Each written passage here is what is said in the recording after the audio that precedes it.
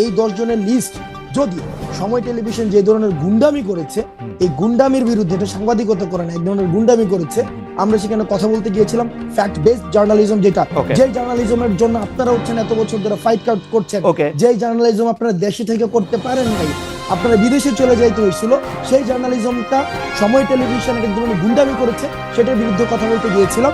কিন্তু আপনি যেভাবে বললেন যে আমি 10 জনের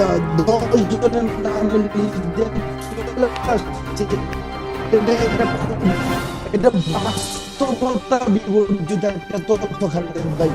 এটার কোনো ধরনের বাস্তবতা থেকে আমাদের আপনাদের জায়গা থেকে আপনি তো অবশ্যই প্রশ্ন করবেন, আমি প্রশ্ন উত্তর নিব, আপনার সবগুলো প্রশ্ন উত্তর দিব। সেটা হচ্ছে আমরা প্রত্যাশা করবো আপনাদের জায়গা থেকে যেন বস্তুনিষ্ঠ সাংবাদিকতা, যে সাংবাদিকতার জন্য খালেদ মহিউদ্দিনরা বছরের পর বছর ফাইট করে যাচ্ছে, সেই ধরনের সাংবাদিকতা, ক্ষমতাকে প্রশ্ন করে সাংবাদিকতা অব্যাহত থাকবে। তবে সেটা যেন ক্লিকবেট জার্নালিজম না হয়, যেমন ক্লিকবেট জার্নালিজম ব্যক্তিগত ক্যারেক্টার অ্যাসাসিনেশন জার্নালিজম না হয়। কথা কি শেষ? আচ্ছা।